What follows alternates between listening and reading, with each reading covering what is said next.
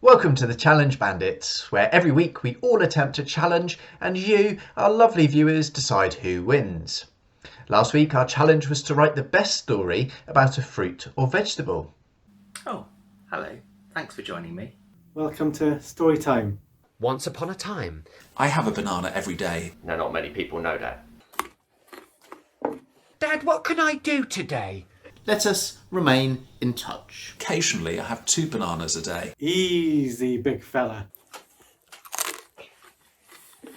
My favourite veggie. And you rub it with a banana skin? Then he came out with a really smug look on his face. Yada, yada, yada. And thus concludes our story. Your votes have been tallied and the winner with 35% of the votes was me. Yay, well done. Congratulations, champ. Right. Well done, Adrian. Incoming. 3, 2, 1. Dave, what kind of friend is that? Never have I been prouder. It's stuck on Dave's roof. Wow, I'm so glad to get rid of it. It's been a nightmare all week. You know, been tough to shower, changing clothes. I've had funny calls all week at work. So, just glad to get rid of it.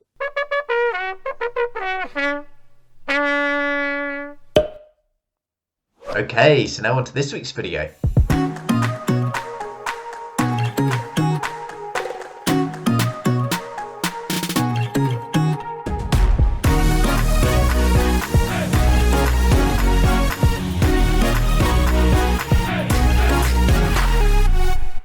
This week, our challenge was to do a presentation on a kitchen utensil. Hello and welcome to QVCB.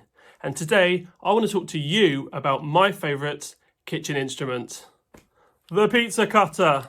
Now, what is a pizza cutter? Obviously, it's an implement for cutting pizza. Pizza is my favourite food. However, it has a multitude of uses. If you've got knives, if you have scissors, throw them away. You only need this. You want to cut up a sandwich? Pizza cutter. You want to shred some lettuce? Pizza cutter. You want to cut up some flatbreads using a dip? Pizza cutter. Herbs. Pizza cutter. Anything that you can use a knife or scissors for, a pizza cutter. But it's not just used in the kitchen. It can be used in every room. Maybe not that room. However, you need to do a little bit of grouting in the bathroom. You need to get in there. Pizza cutter. You need to plant some seeds in the garden. You need some little trenches. Pizza cutter. You need to perform a little bit of surgery. Oh, I've got to go. I need to get inside. Pizza cutter. You want to pretend you're an optician. Pizza cutter. You just want to stare at it aimlessly while it goes round and round. Pizza cutter. That was good. I could watch that for ages. You were on a roll. Very inventive. Well, The pizza cutter is the best kitchen implement. There is no doubt about it. I don't know what you guys have got, but Well, I'll tell you what, let's see what it's the best. our lovely viewers can come up with regards to this. Guys, can you tell us any other uses for a pizza cutter? At home we had a plastic pizza cutter, and it just was not man enough for the job. The fact that you got a metal one, because our plastic one, when we go through the pizza, it would melt. So you just at the end of it, you just have this kind of thing at the end of it. Pizza cutter would melt. It was a hot pizza. Terrible. Is there a slim chance that story is exaggerated? There is no slim chance. So the main thing I use scissors for in the kitchen is to open packets. So how do you think the pizza cutter would perform at opening a packet? Well, it's easy. You just put the packet down on the side on a cutting board. You don't want to go onto the work surface. Just lay it flat and you just ram it. Again, it's down to the sharpness of the implement. If you're going to use Jonathan's plastic bit of spooge, it's not going to work, is it? If you've got a nice sharp pizza cutter, seriously, you can get rid of all your knives and scissors in the kitchen. What is a sieve? This is a sieve. This is a colander, which is a type of sieve. This sieve is not a colander. Here is the definition of a sieve, if you want to pause it and have a read. But what I found interesting while researching sieves is that although it's considered that both colanders and sieves are strainers, Technically, we use a colander to drain and sieve to strain. I'll talk to you about 4 things today: sieve shapes, sieve sizes, sieve materials, and sieve types. First of all, sieve shapes. Here is a conical sieve, which I understand is commonly used to make jam. Here is an oblong sieve for awkward people who don't want round sieves. Let's talk about size. Size matters. Here is a small sieve, which at £17.25 is very expensive for a 6cm sieve. Here is a large sieve for 10 inches of sieving ability at £13.72. That is much better value for money than the small sieve. Let's talk about materials. Here is a bamboo sieve, and when you stray away from metal sieves, you can actually go much larger. Now, this one's very ambiguous. It's either 52 centimetres or 45 centimetres. Amazon doesn't know. There's a very ambiguous advert. Another material is plastic, often comes in sets, cheap and nasty. Let's not spend too much time on those.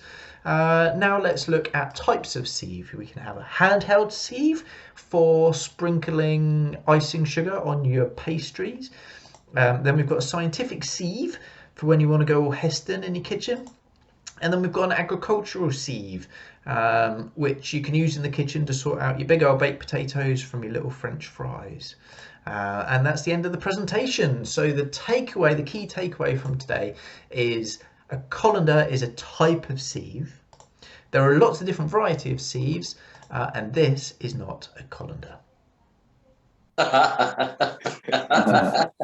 Very informative. Very good. Wow. Can I just question your pronunciation of sieve? It's sieve, isn't it? Come back to me when it's spelled SIV.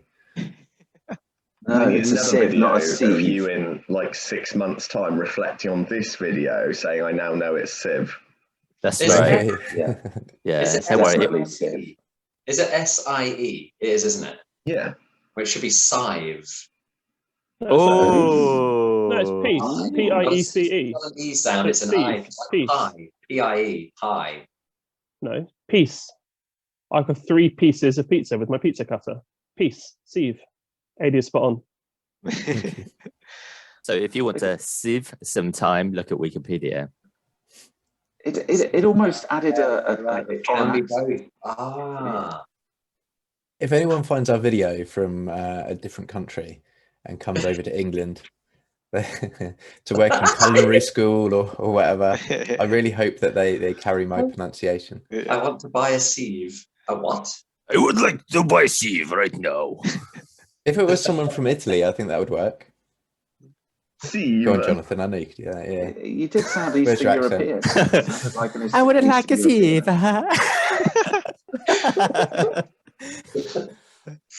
For the mangiano. God. There goes our Italian viewership. Yep. Yeah, possibly. In for the mafia. Hello. Jonathan's not here this week. Got killed with a sieve. Also, No, AD, it was important for you to make that clarification, though. Otherwise, it could have been deceiving. Oh, right, get out. There's too many holes in the argument. Sorry. Hello there, and welcome to my presentation on my favourite kitchen utensil, which is the good old-fashioned wooden spoon. And let me show you why. Now, the wooden spoon is obviously used as a wooden spoon, but the real beauty of the wooden spoon is just how versatile it is.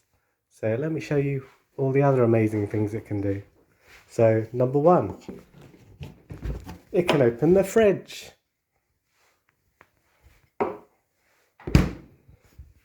Let's see what else it can do. Oh look, it can turn on plugs. See? Amazing. Oh look, it can also turn on the kettle. Or the microwave.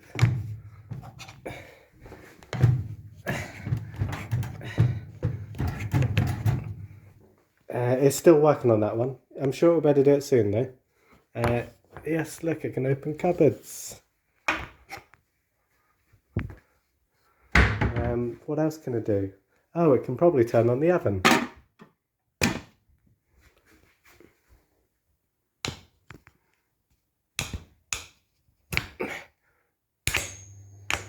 Yes, amazing. Good to go. So yeah, that's why the wooden spoon is the best. Look, it can probably even turn on the tap.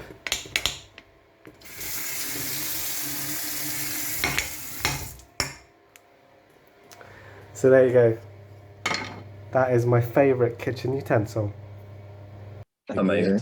That was good. I love the viewing angle, actually, as if we're following the spoon everywhere. I thought it was really arty. I loved it. You know, once again, another video about versatility.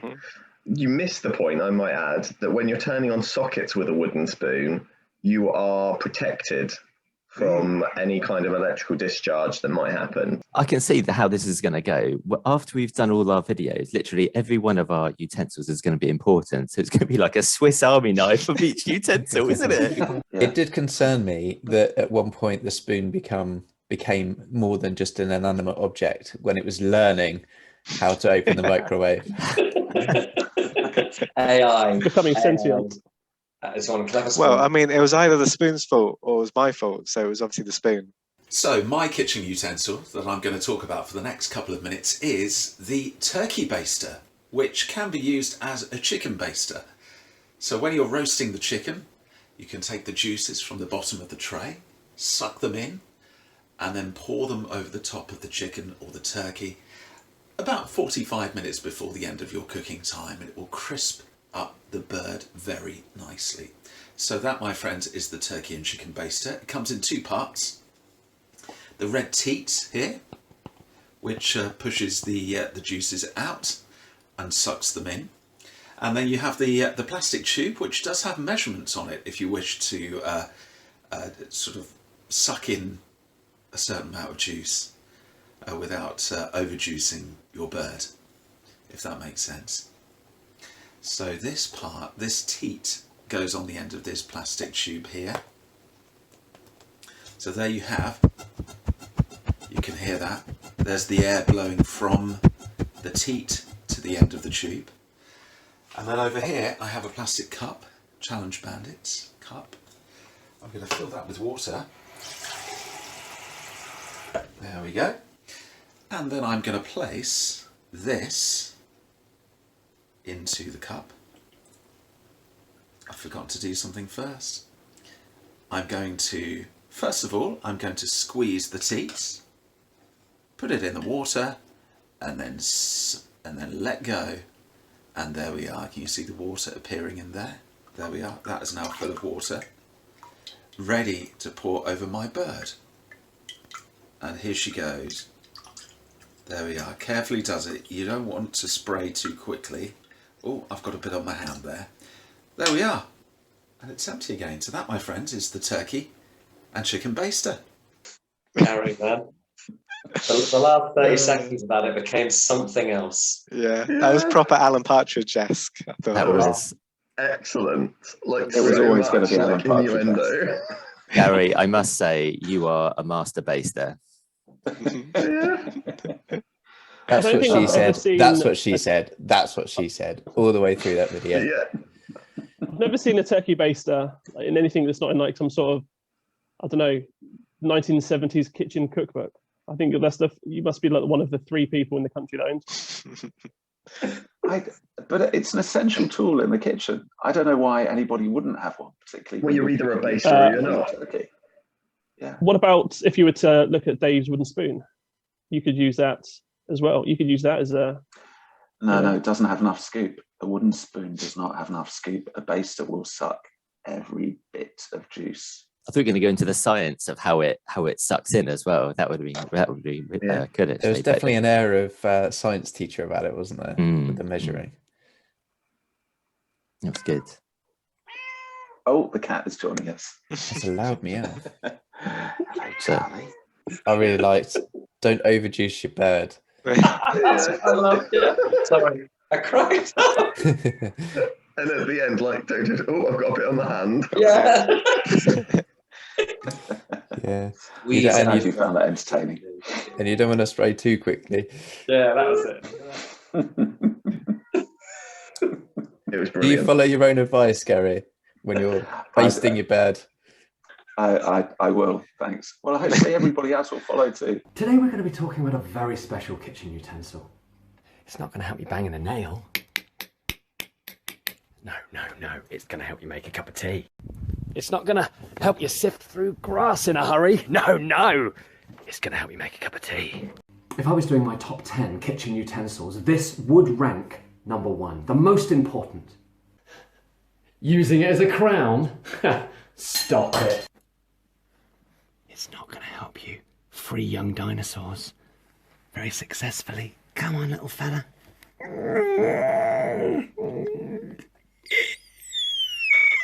Come on. Oh, guy's dead. But it's going to help you make a cup of tea. When placed in the mug and combined with hot water for 2 minutes. I think 3 minutes is too long. It's not going to help you peel a banana. It's not going to help. You got it. But it's going to help you make a cup of tea. Simon, can you clean the cupboard where the biscuits are? Yeah, of course I can. Absolutely, I can do that. See, this is not working. It doesn't clean cupboards, but it does make a cup of tea. It's not going to help to steady the washing machine that wobbles. Listen to that! Useless! Absolute dribble! But it is going to help you to make a cup of tea. You've got it, front row. That's right, today we're talking about a teaspoon. We're talking about a teaspoon. Varying sizes of teaspoon, I can tell you now, I've got them all. Well, I've got 5. But it might as well be them all because they all do the same thing. Small head, not a large head. What's that going to do? Nobody needs a large head to make a cup of tea. What this is going to do is damage the porcelain. It's going to damage your cup. That might be your favourite cup. Allows you to squeeze that tea bag. You'll really strain that tea bag. So all you're left with is this wonderful, wonderful, wonderful colour. Look at that. Absolutely superb. I am so thrilled to have been given the opportunity to share how important this utensil is. Without this, you're not making a cup of tea. You can try this, you can try this, or you can try this. I mean, what are we making here? Bolognese in a mug? Stop it. It's a cup of tea. It needs the right implement. Teaspoon! You've got the kettle, you've got the milk, you've got the bag, you've got your mug. You just need a teaspoon! A teaspoon! Teaspoon. You got your pick. I mean, go to any store, buy the teaspoon. Every drawer should be full of freshly baked teaspoon. For I just washed my teaspoon. Brilliant. We need like a metal track over the top. Teaspoon. What implement were you advertising, Simon? There we go. It worked. It worked. Simon, the first thing you tried to do with a teaspoon was banging a nail. Now, Yeah. I'm 97% sure that was a screw. If you're trying to bang in a screw, it's not going to work. You could use the end, the small end of the teaspoon. Oh, yes. As a flathead. As a screwdriver. Mm. Yeah. So no offense, but Well, what are it's you funny talking you about? say that. I actually paused the video and was going through frame by frame trying to prove it was a screw, and I couldn't. I couldn't do it. But Paul's eagle eye did. It's a nail. Hang on. It's a nail. Hang on. Why would there be a nail in a bit of masonry? That makes That's zero exactly sense. what I thought. He's right. It is a screw. I just thought, we can't do this. It's all a facade. Everyone watching this, it is a facade.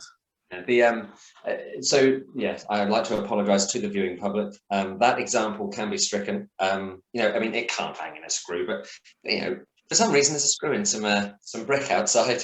So I appreciate the amount of effort that you put into making your utensil video. There were so many scene changes and a hint of Barry Scott as well. Of course. Bang adverts. It was fantastic. What can you use? Teaspoon. At one point, you had the spoon in front of your face, and when you moved it just slightly to the side, I realised that your head was exactly the same shape as the spoon. Hello, I'm TV's Greg Wallace, and I'm here to tell you how stoked I am to present to you my utensil of choice, which is the humble fork. Now, the fork has gone back in history miles of years. Yes, that's a thing. You can check it out. Now, the word fork comes from the Latin furca, which basically means it's not what you think. Don't even think about it. It means pitchfork. Goes back as far as Constantinople in 400 AD. That's probably about the time that they started having dinner properly. Anyway, the fork began to gain acceptance in Italy by the late 16th century, when a period of upper-class Italians expressed their renewed interest in cleanliness. However, it wasn't until the French court considered the fork awkward and even dangerous. You got people stabbing themselves in the face trying to get food in their mouth, and so it took a long time before it really gathered pace. Anyway, it wasn't until Charles I in England decided, I'm going to create table manners. Here we go. It is decent to use a fork, he said. And from then on, it was the birth of table manners in late 16th century in England. And in the 19th century, you had mass production in the invention of electroplating process, which made silver forks affordable to the rising middle classes who wanted to emulate the nobility and eat with forks made for specific foods such as berries, birds, cake, cold meat, and I like cake. I like cake. And then, of course, you go into the uses of the forks. You can spike, we've already established that, but then you can turn it around in spaghetti, spin it in a nice little pretty circle and shove it in your gob. And you can use it like a knife as well. Because the later forks were curved, you could use it to slice as well. So in my mind, the humble fork is absolutely an important development in any cuisine. And now I'm off to have my cake and eat it. Nice, that's really good. Brilliant. See, that's what I was missing in mine. Some history. It was a good lesson. Very good lesson. Was all the history accurate? Was 400 AD when they started having like proper sit-down dinner? That may have been an oversight. However, I went back on doing a bit of research and things, and it just went on and on. I was like, I can't cram all this into 2 minutes. I have to sort of draw a line under some of the history and go, right, we're going to go from here. I think I have a vast underappreciation for how much history there is of a fork. Yeah. Never forget that. Oh, fuck. No. And Jonathan, that's the first video you've done where you haven't come across as a serial killer. So that's pretty cool. Oh, amazing! Yeah. Oh, all you've got to be is anyone else. Ladies and gentlemen, this is my favourite spatula. It's really small, but has perfect form and can get into any corner. And for my 2-minute presentation, I'm going to try and balance it on its hinge bit for 2 whole minutes to some tedious home-sung music, because that's all you can do with copyright and things like that. So, on your marks, get set, go.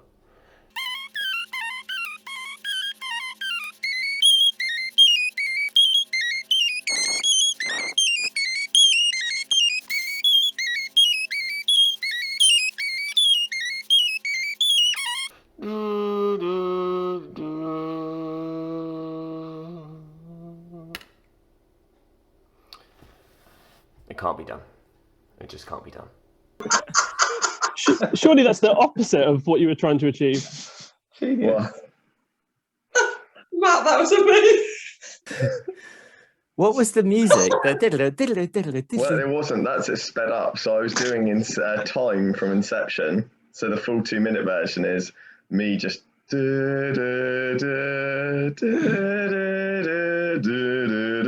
Oh, right. I had to save the viewers from the full 2 minutes, unfortunately. Yeah.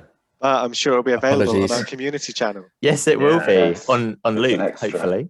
Because what I was trying to do, I Nice. was thinking like maybe it could turn into one of those things that you put on YouTube and you can't turn off, where it's like 12 hours of something. And I genuinely think that spatula can't be balanced. Have I missed something here? It's not full sized. It is a tiny spatula. Yeah, it came with a mixer when we bought the mixer to get like the mixture out of the bottom of the bowl. But it is brilliant where it's so small you can get it in the bottom of like a beaker or a cup or anything because it's just not wide. There's such flexibility in the tip. Could you make? Could you make? Sorry, this is one of those episodes. Could you make a tiny omelette with it? Have you got like a really small frying pan where you could make a frying pan from a doll's house? Another challenge for Zoe: make a mini meal. Yeah, but you need little eggs as well, like a sparrow's egg or something. Sparrow's egg. not a quail, not something you can buy in a shop. Let's go and forage in the woods for sparrows. Not even Waitrose. Waitrose don't even do sparrow's eggs. You have to go to like Harrods or something. That's going to end up in It could be an Aldi or a Lidl. Matt's local newspaper now. You know, local man caught harassing sparrows. He says he was just trying to make an omelette.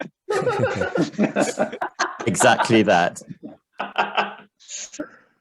Well, that's all the challenge attempts for this week. To vote for who you think won, click on the link in the video description. Our challenge next week is to make the best pudding sandwich. To see how we get on, make sure you click subscribe and hit on the bell icon to be notified when it's released.